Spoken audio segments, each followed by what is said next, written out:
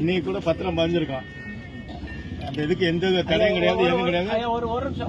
வதந்திகளை வச்சு நம்பாதீங்க. ஒரு நிமிஷம் ஐயா, ஒரு நிமிஷம் பேசுறதுக்கு வந்திருக்கோம். நமது நலம் நமது விவசாய சங்கத்துல இருந்து வந்திருக்கோம் ஆச்சுங்களா. இப்ப நீங்க 3 நாள் அந்த பகுதியினுடைய பத்திரப்பதிவை நீங்க நிறுத்தி வச்சிருக்கீங்க.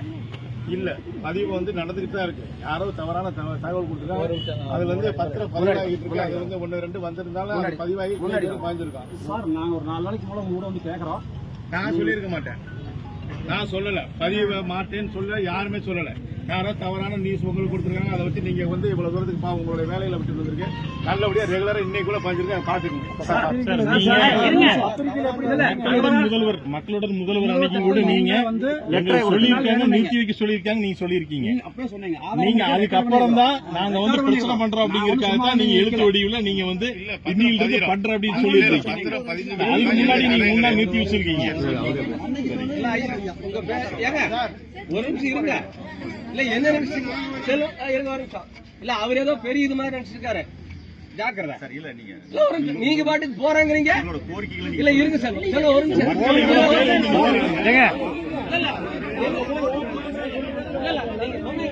இன்னும் தலையாட்டிட்டு போறாரு. என்ன நினைச்சிருக்கீங்க? போலீஸ் உங்களுக்கு பாதுகாப்பு நின்று நினைக்கிறீங்களா? இல்ல இந்த போலீஸ் மீறி எதுவும் நடக்காது நினைச்சிருக்கீங்களா? நீங்க பாட்டுக்கு போறேன்னு தலையாட்டிட்டு போறீங்க. அப்ப எங்களெல்லாம் பார்த்தா உங்களுக்கு எப்படி தெரியுது? எப்படி தெரியுது? மாத்தி மாத்தி பேசிட்டு இருக்கீங்க. பேசிட்டு இருக்கும்போது போறேங்கிறீங்களா? எங்க போவீங்களா?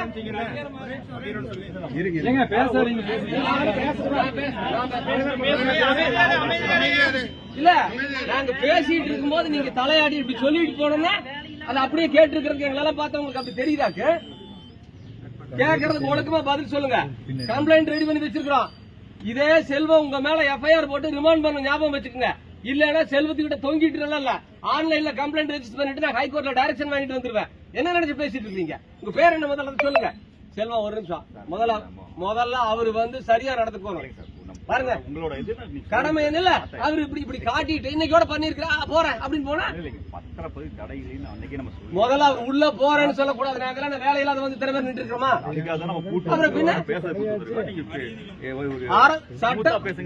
அல்லங்க, அவரு ஸ்மூத்தா பேசியிருந்தா நாங்களும் ஸ்மூத்தா தான் பேசுவோம். என்ன சொல்லிருக்கணும்? கொஞ்சம் நீ தள்ளி நில்லுங்க. நீங்க நடுவுல நிக்கிறத பார்த்தா ஏதோ நான் அவர் அடிச்சு போடுற மாதிரியும் நீங்க அவர் முகத்தை பார்த்து உங்க பேரு சொல்லுங்க. செல்வ பாலமுருகன். செல்வ பாலமுருகன் தெரிஞ்சுக்குங்க. நீங்க இந்திய அரசியலமைப்பு சட்டப்படி அரசு பணியாளராக நியமிக்கப்பட்ட ஒரு அரசு பணியாள்.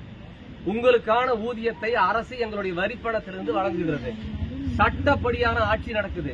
உங்களுடைய வேலை ஒவ்வொன்றும் சட்டப்படியா இருக்கும். உங்க வேலை மட்டுமல்ல, இவங்க வேலை உட்பட சட்டப்படி பண்ணலன்னா என்ன ஆகுங்கிறது இவங்களுக்கு தெரியும். இப்பதான் உன்னை நாங்க பயிற்சி கொடுத்துருக்கோம். புரியுதா? நீங்களும் அதை ஞாபகம் வச்சுக்கோங்க. நீங்க ஒன்னும் கடவுள் இல்ல, அல்லது நீங்க ஒன்னும் அரசர் இல்ல. நாங்க ஒன்னும் உங்ககிட்ட பிச்சை கேட்டு வந்த ஆளுங்க இல்ல. புரியுதா? நீங்க இந்த டாக்குமெண்ட் ரைட்டு பேசுற மாதிரி எல்லாம் பேசுறீங்கன்னா வேற விதமாய் போயிடும். அதை நீங்க ஞாபகம் வச்சுக்கோங்க. இப்போ போலீஸ் வந்திருக்கிறது மாவட்ட நிர்வாகத்துக்காக. இன்னும் இவங்க கிட்ட கேள்வி கேட்டா இவங்க பதில் சொல்ல வேண்டி இருக்குது. நான் பரவாயில்லன்னு விட்டு வச்சிருக்கிறேன். புரியுதா? நீங்க இப்படி ஆட்டிட்டு உள்ள போய் உட்கார்ந்துட்டு நீங்க மாமூல் வாழ்க்கையை தொடர்ந்துக்கலாம் நினைக்க வேண்டாம். எல்லாம் வச்சிருக்கிறோம். உங்களை டிராப் பண்றதுக்கு எங்ககிட்ட 10 வழி இருக்குது. அது ஞாபகம் வச்சுக்கோங்க. நாங்க தான் ரெஜிஸ்டர் ஆபீஸ் வரணும். உங்களை டிராப் பண்றதுக்கு இந்த வாரத்தில் பண்ணி போடுவேன், வேற விவகாரத்துல. அது எங்களுக்கு தேவையில்லை. ஒழுக்கமா இதுக்கு பதில் சொல்லி சரியா பண்ணிட்டு போனீங்கன்னா பிரச்சனை முடியும். அதை ஞாபகம் வச்சுங்க. எதுக்காக நீங்க ரெஜிஸ்டர் பண்ண மாட்டேன்னு சொன்னீங்க?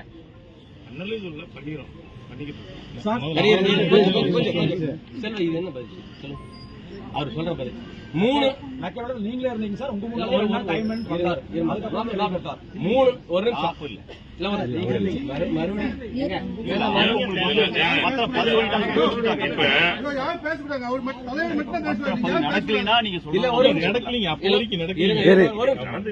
நிமிஷம் இங்க பாருங்க. நான் ஜெனரலா பேசுறேன். இவரு 3 நாள் பத்திரப்பதிவு நிறுத்தி வச்சது மட்டுமில்ல, அதை பூரா இந்த 3 மாவட்டத்துக்கு விதைச்சு விட்டார். ஈரோடு, திருப்பூர், கோயம்புத்தூர் 3. அதை நிறுத்துங்க. யாரு விளைவு என்னன்னா, இப்போ கிரைய அந்த 3 நாள் நின்னது மட்டுமில்ல, பணம் கொடுத்து டோக்கன் கொடுத்திருந்தவங்க கிரைய மணி திரும்பி போயிட்டாங்க. இப்ப என்ன சொல்றாங்கன்னா, இதுல பிரச்சனை இருக்குது. நாங்க 2 வருஷம் போராட்டம் நடத்தி, அதெல்லாம் சொல்ல வேண்டாம். அது இங்க லோக்கல் இருந்த பிரகாஷுக்கு தெரியும். என்ன ஏன் பிரகாஷ் எப்படி போராட்டம் நடத்தினா யார் யார் வந்தாங்க நடத்தி நிலம் எடுக்கிறது இல்லைன்னு சொல்லி போட்டு பாராளுமன்ற உறுப்பினர் வந்து ஆர்டிஓவும் வந்து மக்கள் மத்தியில குடியூர் கூட்டத்துல நாங்க எடுக்க மாட்டோம், விவசாய நிலத்தை எடுக்க மாட்டோம், நாங்க உறுதி கொடுக்கிறோம் அப்படின்னு சொல்லிட்டு மீதி இருக்கிற நிலத்துக்கு அந்த 900 ஏக்கருக்கு பேசிக்கலாம், டிட்கோ சேர்மனை வர சொல்லி பேசிக்கலாம். நாங்க அதெல்லாம் ஒரு முடிவு பண்ணியாச்சு. இயல்பு வாழ்க்கை திரும்பிட்டு இருக்குது. இந்த பிரச்சனைக்கு அப்பதான் ஒவ்வொன்னா வர்றாங்க. நீங்க அன்னூர்ல இருந்து கோயம்புத்தூர் போற வழியில 1/2 கிலோமீட்டர் தாண்டா ஏக்கரா 1 கோடி ரூபாய், மெயின் ரோட்ல வந்தா 3 கோடி ரூபாய் 4 கோடி ரூபாய் போகுது. அங்க 40 லட்சம் கூட போறதில்ல. என்ன காரணம்னா இந்த இளவெல்லாம் தான் காரணம். இதுல இருந்து மீண்டும் இப்பதான் ஓரளவுக்கு வந்துட்டு இருந்தோம். இவர் வந்து 3 நாள் பண்ண வேலை இப்ப மொத்தமா வியாபாரம் படுத்து போச்சு. இதுல இருந்து மீண்டும் எந்திரிச்சு நீ ஒருத்த வந்து பூமி வாங்க வருவானா இல்லையான்னு தெரியாது. சும்மா அப்படி சொல்லிட்டு நான் பண்ணிட்டு அப்படி போறதுக்கு வந்து நாங்கெல்லாம் உனக்கு காதுல பூ வச்சிட்டு இருக்கல, கடுப்புல இருக்கிறோம். இதனுடைய விளைவு இந்த மக்களுடைய பொருளாதாரம் மண்டையடி ஆயிப்போச்சு. இதனுடைய பின்விளைவு என்னன்னா வெறும் பொருளாதாரம் மட்டும் இல்ல, இவங்க வாழ்வியலையே பாதிக்கக்கூடிய அளவுக்கு ஆயிப்போச்சு. ஒரு பொண்ணு குடுக்கிற இடத்துல கட்ட இடத்துல வந்து இவங்க எல்லாம் சிப்காட்ல போகுமாமா, இந்த பூமியை நம்பி போய் என்ன பண்றது, இங்க பொண்ணு கொடுத்து என்ன பண்றது, இங்க பொண்ணு கட்டி என்ன பண்றதுங்கிற அளவுக்கு இவங்க வாழ்க்கை பாதிக்கப்பட்டிருக்கு. இவ்வளவு பெரிய ஒரு அயோக்கியத்தனத்தை பண்ணி போட்டு ஒண்ணுமே இல்லாத வந்தோன்னா இப்படி காட்டிட்டு அவர் போறாங்கிறாரு. நாங்க சாதாரண எடுத்துட்டு போக முடியுமா?